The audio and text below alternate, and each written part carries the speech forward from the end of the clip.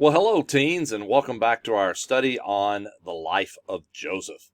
Last week, we were in Genesis 42, or our last lesson.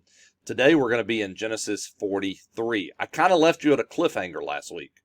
I kind of left you where some things had happened in the family, and I purposely kind of left you on edge. Well, let's continue. I hope you've been excited to find out what continues to happen in the story. Now, I know some of you may have read ahead, but that's okay. But some of you may have been waiting for this lesson. So this is, again, aimed mostly for teens, although some adults are watching it. I think that's fantastic. And so let's begin today as we look at Genesis 43. Joseph is reconciled with his brothers. So what's been happening in the story? Remember, Joseph, sold by his brothers, gets sold into slavery to Potiphar, gets put into prison because of false accusation, interprets a dream, goes and interprets Pharaoh's dream, gets a promotion, begins to store up all the grain in Egypt, or a portion of that grain during the good years because there's going to be a famine. And then sure enough, his family up in Canaan was hit by famine. And they knew that one of the places that they could go and buy grain was Egypt. So they traveled there to do that. They go as a group of brothers. And so they travel down to Egypt. Not all the brothers. One is left at home, the youngest. And they bow down before Joseph, which again was a dream that Joseph had had as a child. And now he sees it coming to fruition as an adult. Remember, when he was sold, he was 17. When he becomes governor, he's 30. So a lot of time has passed. He's got married. He's had kids. Those names of his children mean special things. And so he puts his brothers in prison and says, I think you're spies. He kind of plays with them a little bit, right?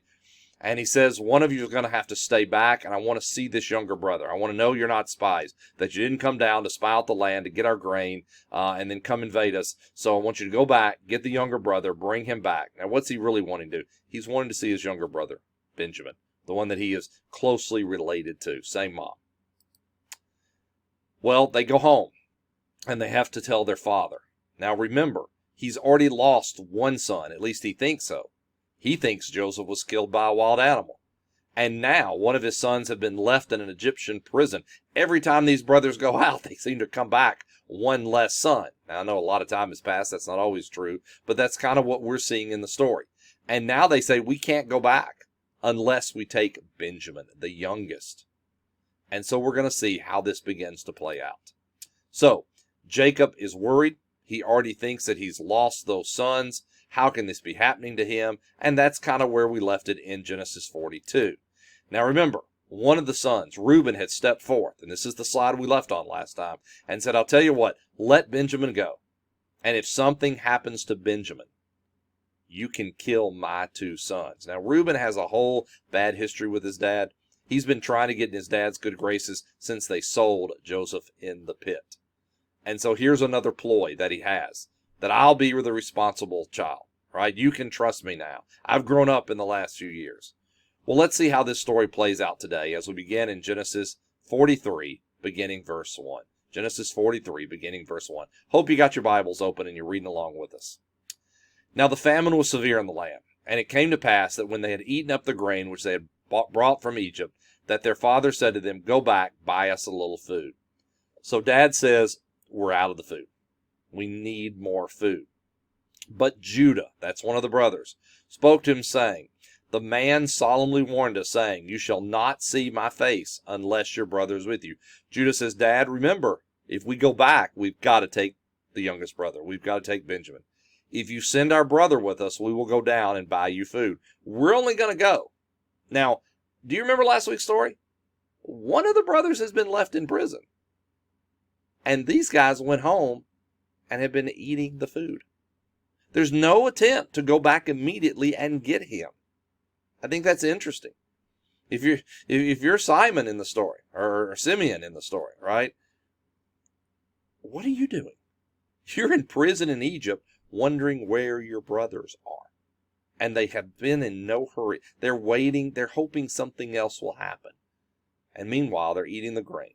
And they've eaten it all. Now, one little thing that I forgot to mention in review. Remember, Joseph had put the money back in their sacks. And when they got home and opened them, they found the money. And now they're scared to go back. They're afraid they're going to be seen as not only spies, but thieves.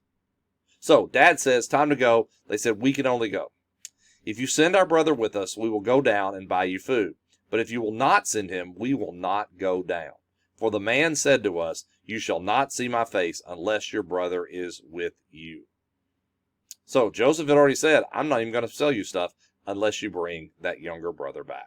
Now remember, the father had already been upset. Why did you even tell there was a younger brother? They were just telling a story. And Israel said, why do you deal so wrongfully with me as to tell the man whether you still had another brother? He says, why did you tell them? Well, how did that come up in conversation? But they said, the man asked us pointedly about ourselves and our family, saying, is your father still alive? Have you another brother? And we told him according to these words. Could we possibly have known that he would say, bring your brother down? We were just answering the questions, Dad. We didn't know he was leading us down some path, and then in the end he was going to ask us to bring our youngest brother. Then Judah said to Israel his father, send the lad with me, and we will arise and go, that we may live and not die, but we and you and also our little ones. He says, Dad, you got to send the boy. We've got to have food, not just for us and for you, but for our kids. We're starving. We're running out of food up here. Now Judah tries to make himself the good kid. I myself will be surety for him. From my hand you shall require him. Judah says, I personally guarantee I will take Benjamin and I will bring him back. If I do not bring him back to you and set him before you, then let me bear the blame forever. For if we have not lingered, surely by now we would have returned the second time. He says, Dad, if I take Benjamin, he's under my care. If something happens, you can blame me. Now that's a pretty tough situation, right? Already, Dad has had trouble with some of the children, and Judah knows what that's like. And he even says, Dad, we should have solved this a while ago, because we could have already been down there and been back in the time that we tried to decide what we're going to do about this and eating up all the grain. Let's go back to Genesis 37. Can we have a flashback for just a moment?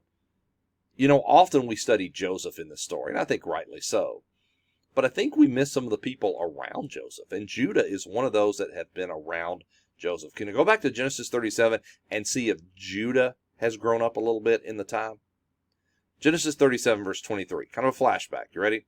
So it came to pass, when Joseph had come to his brothers, they stripped Joseph of his tunic, the tunic of many colors that was on him. Then they took him and cast him into the pit, and the pit was empty, and there was no water in it. Remember, this goes back to the very beginning of our study together. And they sat down to eat a meal. Then they lifted their eyes and looked, and there was a company of Ishmaelites coming from Gilead with their camels, bearing spices, balm, and myrrh on the way to carry them down to Egypt. So Judah said to his brothers, what profit is there if we kill our brother and conceal his blood? Now, this is an early Judah. Judah says we shouldn't kill Joseph. Well, that kind of makes him sound like a good guy, right?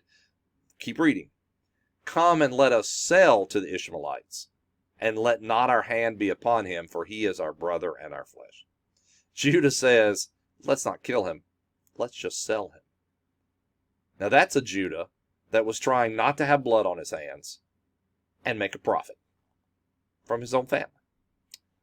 This is a Judah in 43 who says, I'll tell you what, Dad, I will so protect this one. Now, Judah seems to be a protector in this one, but it seems to be that he's doing it for monetary gain. He says, I'll take Benjamin with me, and if something happens, you can blame me. I don't know if there's some guilt left over from Genesis 37, that he didn't do more, or that he did what he did. But I think Judah has changed too, and Judah is taking responsibility. Remember, Judah has been a part of the lie that Joseph was killed by an animal.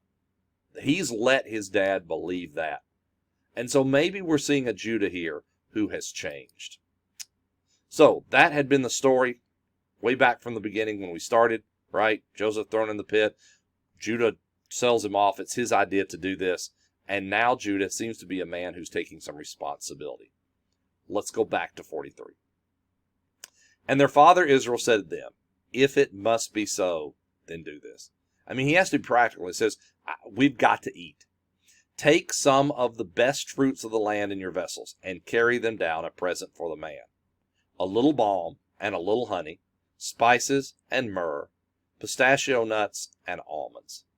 Now, I always pause at this part of the story because they do have some food, They just don't have bread, right? They've got some other things to eat, but they need that bread, that very filling, energy-giving carbohydrate for them to survive. Notice some of the things here. I don't know if you've ever noticed food in the Bible. I think that would be a fantastic study to go through and look at the different kinds of food mentioned in the Bible. A little balm, a little honey, spices, myrrh, pistachio nuts. I don't know that if you had said, are pistachio nuts in the Bible? I would have said, I don't know. Well, there they are. And almonds. Maybe you like almonds, right? I mean, nuts were a part of their diet. He says, take these as a gift to this man. Let's try to get him on our good side. Take double money in your hand. Remember, he had given the money already. Now, that's interesting. They've held on to that money. They didn't spend it. They haven't used it to try to buy other food to get themselves. He says, take double the money that is in your hand that was returned in the mouth of your sacks. Perhaps it was an oversight. He says, you know what? Here's what I need you to do. Fess up when you get there about the money. He says, take double, take the money for what we've already eaten, and take more money for what we're trying to buy. And maybe it was an oversight. Maybe they left it in there. They were counting it out. Somehow it got, I don't know how that happened. He's just kind of reasoning in his mind that somehow it was a mistake. And so we're going to be honest about it. We're going to give this guy some stuff from our land. We're going to be honest about the money. Maybe he won't see you guys as spies.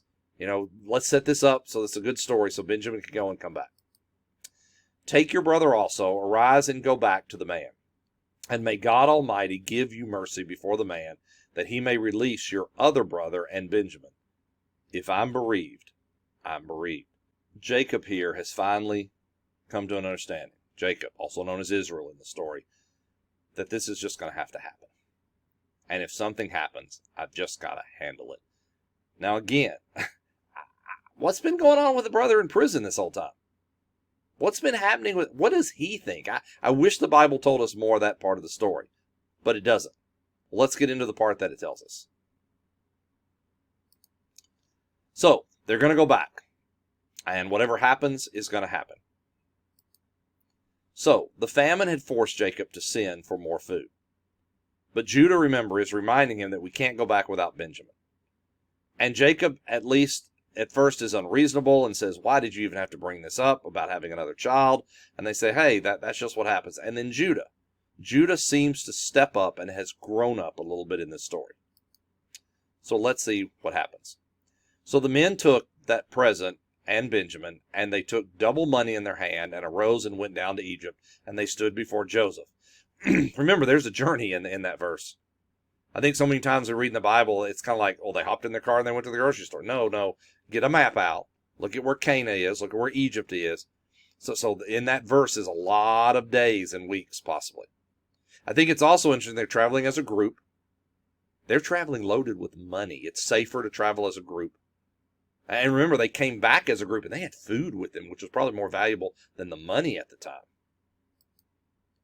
When Joseph saw Benjamin with them, he said to the steward of his house, take these men to my home and slaughter an animal and make ready, for these men will dine with me at noon. Joseph sees them coming. Maybe he's been told, maybe word has been sent, and he can see Benjamin. He hasn't seen Benjamin, right? This is his little brother. And remember, Joseph's been gone for 13 years plus at this time of the story. Then the man did as Joseph ordered, and the man brought the men into Joseph's house. Now that was interesting. They're being invited to Joseph's house. Last time, this is the man who called them spies and put them in jail. And now they're going to his house? Now the men were afraid because they were brought into Joseph's house. And they said, is it because of the money which was returned in our sacks the first time that we were brought in, so that he may make a case against us and seize us to take us as slaves with our donkeys? They say, oh no, he's brought us in here because he knows. When they drew near to the steward of Joseph's house, they talked with him at the door of the house and said, oh, sir, we indeed came down the first time to buy food. Now, so here's the thing. As they get to the house, they pull Joseph's servant over and they said, we need to tell you a story. Why are they telling it to the servant? Because they assume that the servant will tell it to Joseph, right? I also find it interesting that Joseph here has, what does it say? A steward, right? A steward. I don't know that Joseph had slaves. He may have in this case. Remember, Joseph had been a slave in a household. I wonder how he treated his household stewards, right? Did he treat them well because he knew what that was? I think Potiphar treated Joseph well until, again, it's Potiphar's wife who gets Joseph in trouble. So they pull him aside and they say, we want to tell you about the first time we came down here. But it happened when we came to the encampment that we opened our sacks, and there each man's money was in the mouth of the sack, our money in full weight. Now, I don't know that the steward knew this story, don't know they knew anything about the story, but they're telling it. And so we brought it back in our hand. They're saying, hey, we need a witness here that we're bringing the money back because it somehow got in our sacks, maybe by accident, we don't know, and we're being just men and want to repay what that is. And so they're hoping that will get back to, if that's why they've been brought there, to be punished for this, they're letting them know they're ready to make amends. And we brought down other money in our hands to buy food. We do not know who put our money in our sacks. But he said, peace be with you. Do not be afraid. The steward, I think, is saying, I don't know anything about this story. I wasn't told that that's why you're here. I'm just told to get you lunch, to entertain you. Peace be with you. Then notice what he says next. And I think we read over this too quickly. Are you slowing it down? Your God and the God of your father has given you treasure in your sacks. Here is a steward in an Egyptian culture under Joseph who knows about their God. Do people know about God because of their relationship with you? When you're a boss one day, will your employees think of you as a Christian boss? When you go off to college, will you be a good Christian roommate? When you get married, are you hoping to have a Christian home? When you live in a town or a neighborhood, will it be better because you're there? Because people will know your God by who you are, by your actions, and by your teaching. I think the steward would have, yes, Joseph was different in his culture. He was a Hebrew living in an Egyptian culture. He may have looked like a part of the Egyptians, but it doesn't mean his heart had been given over to their gods. Your God and the God of your fathers has given you treasure in your sack. I had your money. Then he brought Simeon out to them. The steward says what? We know. I know. So he does know, right? And then he brings their brother out to them. Now remember, they've not seen this brother in a while. So the man brought the men into Joseph's house and gave them water, and they washed their feet, and he gave their donkeys feed. They've been on the road a while. Washing the feet was a custom and a culture. We'll see this in several stories as you read through the Bible. Then they made the present ready for Joseph coming at noon, for they heard that he would eat bread there. Wow, a couple of things. They've got their presents laid out. They're waiting for Joseph to come, and they're going to have bread. Remember, they've been out of grain. Egypt has bread. So Joseph says, take him to the house. The brothers imagine that something bad's going to. They tell Joseph's steward, and the steward says, no, that's not what this is about. He just wants to have lunch. And when Joseph came home, they brought him the present which was in their hand to the house and bowed down before him to the earth. Wow. How many times did Joseph dream that his brothers would bow down to him? Twice. We've seen it once, and now we see it the second time. Then he asked them about their well-being and said, is your father well? The old man of whom you spoke, is he still alive? Remember, they've been gone a while. I don't know how long. Long enough to travel back home, eat all the food, debate whether to come back, and come back. And yes, things happen. Things change. And so he asked, how's the dad? And they answered, your servant our father is in good health. He is still alive. And they bowed their heads down and prostrated themselves. So they're bowing before, they're asking for his mercy. That they're putting themselves in a humble place.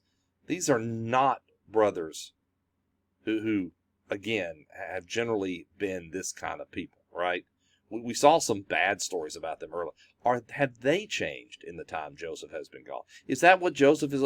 You ever run into somebody you haven't seen in a long time and they knew you at a different time in your life or a different place in your life? Do you allow them to have changed?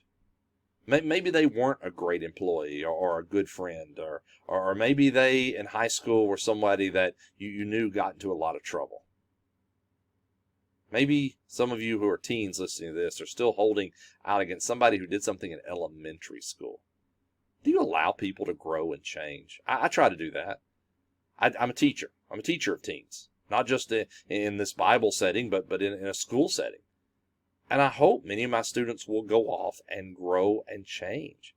Yes, I remember some great stories about them when they were students, but I don't necessarily need them to stay there. I want them to grow. I want them to continue to be who they're supposed to be. And yes, some of them are not who they're going to be yet.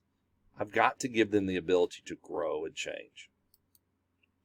Then he lifted his eyes and saw his brother Benjamin, his mother's son, and said, "Is this your younger brother of whom you spoke to me?" And he said, "God be gracious to you, my son." Do you notice he doesn't say Egyptian gods? He says God. I think they're missing that Joseph knows about their God. Now his heart yearned for his brother. He wants to go hug him. So Joseph made haste and sought somewhere to weep. And he went into his chamber and wept there. Then he washed his face and came out.